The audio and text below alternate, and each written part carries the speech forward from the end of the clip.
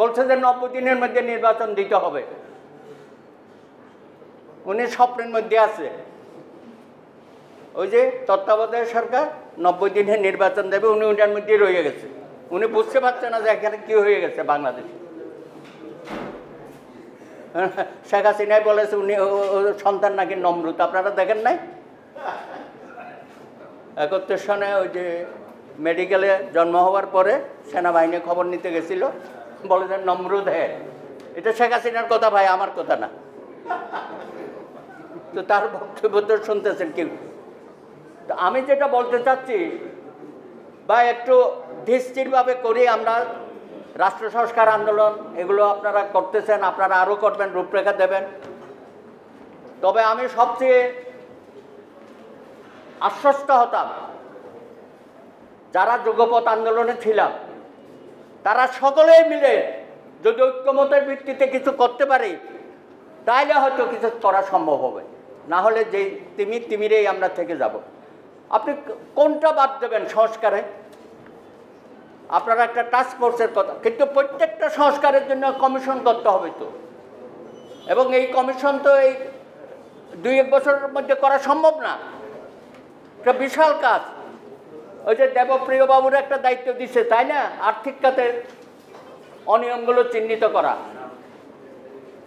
তাকেও তো দেখলাম একটা দীর্ঘ সময় দিয়েছে। তাও হয়তো পুরোপুরি করতে পারবে না, যদ্দূর করা যায়। এবং বর্তমান সরকারও নানান সেক্টরে এই বিষয়গুলো তারা করার চিন্তাভাবনা করতেছে। আপনাদের বিচার বিভাগে একটা হযবরল অবস্থা, উচ্চ আদালত থেকে শুরু করে নিম্ন আদালত,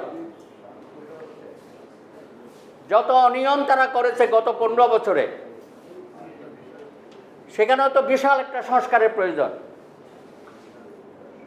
সেই সংস্কার করতে গেলেও তো আপনারা বলেছেন সংবিধান কমিশন, সংবিধান সংস্কার কমিশন, সেটার মধ্যে এগুলো আসবে। এগুলো বিশাল কাজ।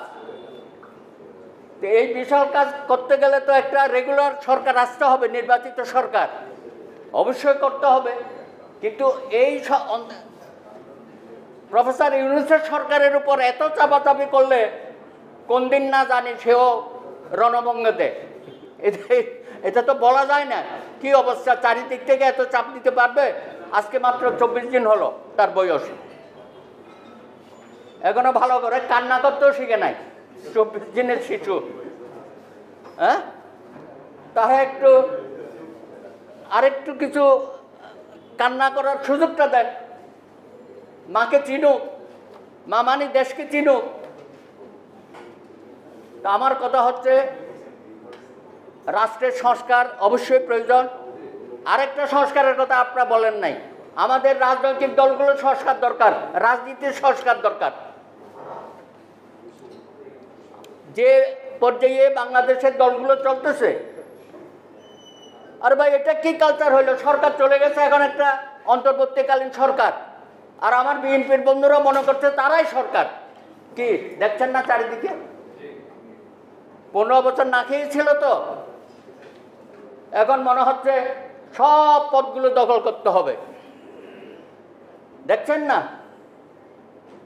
আরে প্রাইমারি স্কুলের শিক্ষককে তাড়াচ্ছে, হাই স্কুলের শিক্ষককে তাড়াচ্ছে। ইতিমধ্যেই বহু ঘটনা ঘটে গেছে। সমস্ত জায়গায় দখলবাজি শুরু হয়ে গেছে। একটা তো ভূমি দখল, যেটা আওয়ামী লীগে করতো, সেই কালচার এখন খুব দাপটে চলতেছে। আমরা কেউ কথা বলতেছি না এইসব ব্যাপারে। তাহলে কি পরিবর্তন করতে চাই আমরা?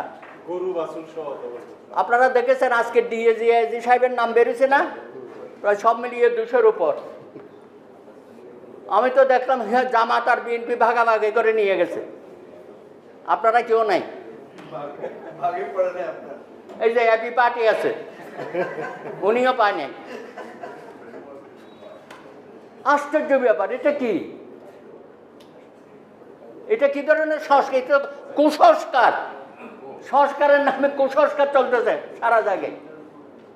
তা আমার মনে হয় আমাদের সবাইকে অত্যন্ত সজাগ থাকা দরকার। আমরা এমন কিছু করব না প্রফেসর ইউনূসকে যাতে ব্যর্থ হতে হয়।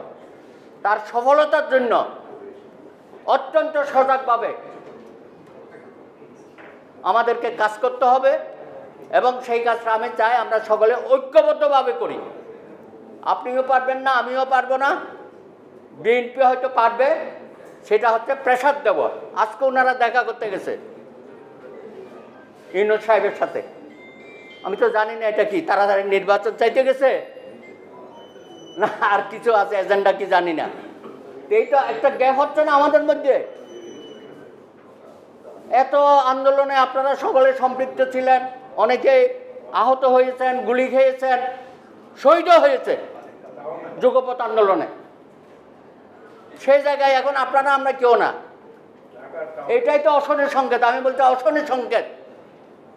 সুতরাং রাজনীতির সংস্কার করতে হবে।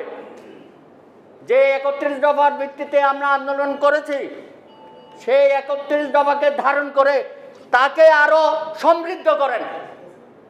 এটা দেশের স্বার্থে, আপনার আমার স্বার্থে না, কোনো দলের স্বার্থে না।